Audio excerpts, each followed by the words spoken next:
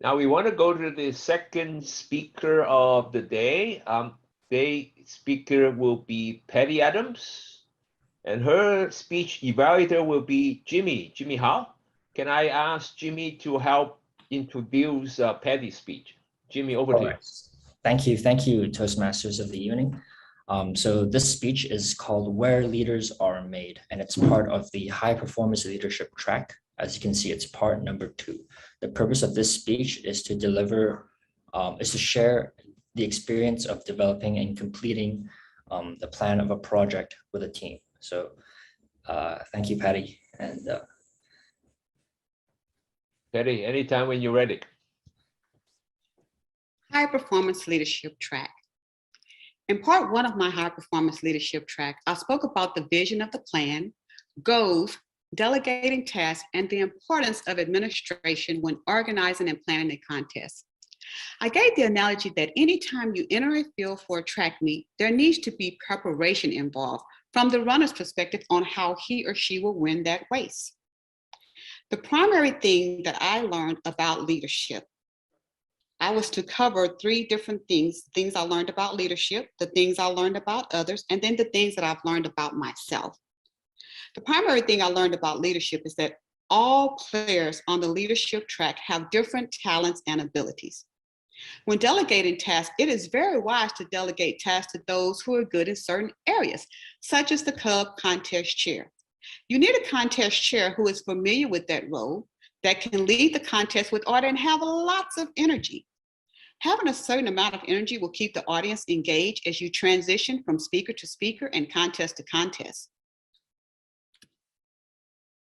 The things that I've learned about others is to know no matter how experienced or inexperienced a member is, everyone is teachable.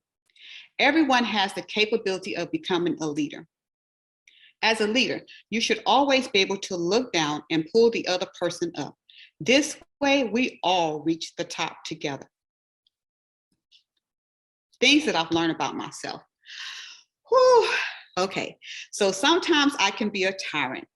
I do not always exercise the patience that I need to. I work hard on my leadership skills.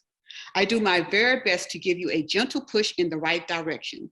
But at times when I know we are up against the timeline, that microphone, that bullhorn that you see may get a little bit louder. With the HPL, the leader should have 3 or more guidance committee members, a minimum of 2. I began with 3 guidance members, but only 1 was not able to participate. I was still left with 2 spectacular GCs. I am so grateful for the team members who spent countless hours ensuring that the contest would go on without a hitch. Carmen was one of my guidance committee members. She was magnificent.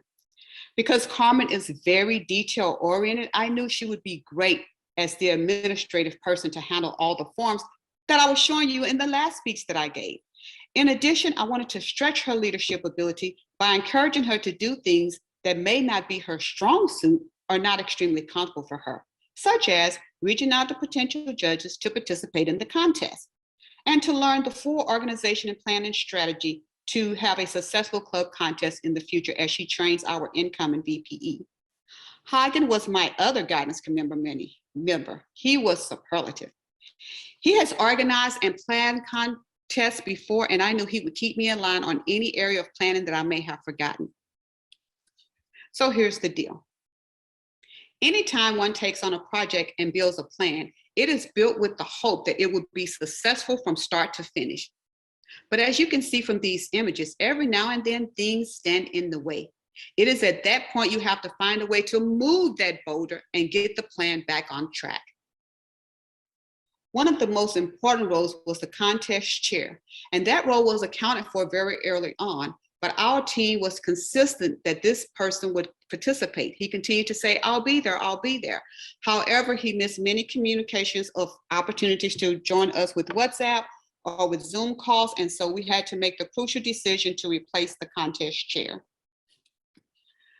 Part of my role going through this leadership assignment was to get 360 evaluations done. Now, these were a little bit more detailed than the evaluations that you do on a speaker from meeting to meeting. And it covers such things as area of improvement, but it digs a lot deeper, and then things that I excelled at. And so as you can see from this slide, some of the things that I needed to improve upon was basically they were wanting me to share more of my past experiences as a club contest chair or even as a club contest participant. To schedule more Zoom meetings, since I am not there in Hong Kong, I was unable to meet with any of the participants face-to-face. To invite judges earlier so they would have more prep time and we could finalize that, and then just to listen more to other ideas. I excelled in giving good instructions at making sure that everything was explained. I asked the right questions and then listened for the answers to make sure we were all on the same page. I shared my experience and knowledge with the team, and I accommodated everyone's schedule in spite of the time zone differences.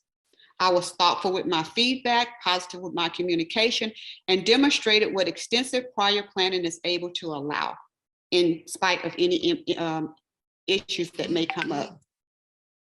I love this graphic. It says, I'm possible. Instead of impossible, it's I'm possible. And so because of our team, we made what could have been an impossible task be an I'm possible journey.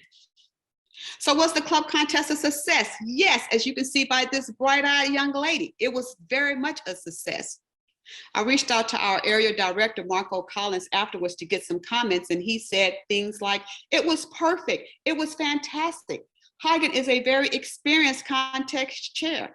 It was a well-prepared and a nice venue, also had very professional contestants. So here's just some pictures because we want to see, was it really a success? Look at Hagen, our very esteemed contest chair. Here's their front and center commanding the stage. There's the agenda I talked about that needed to be completed. And then this is where the contestants had to pick their speaking roles for how they would be presented to the club contest.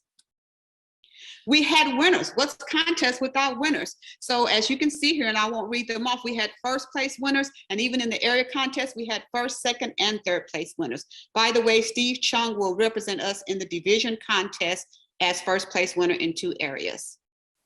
These wonderful pastries and delicacies was bought by Carmen Choi, our former VPE and now our president. I mean, come on, as long as you have refreshments, it's always a good way to draw a crowd. Looks like everybody's happy to me. You can see those smiling faces behind the mask, and you can even see people holding up their hands saying, yes, this is a perfect contest. There's all winners. So what does all this have to do with anything? Well, you know, what area of leadership are you ready to serve in? Right now we have presidents, vice president of education, and et cetera. We're gonna have nominations in April, and you will have an opportunity to serve in some of these areas. If you've already served in these areas, you may want to go even further, and you may want to serve on the district level. So in closing, you want to visualize the plan, build the plan, make the plan work for you. And the Toastmasters Club motto is where leaders are made. We are the leaders of today. Back to you, Mr. Toastmaster of the evening. Thank you, Patti.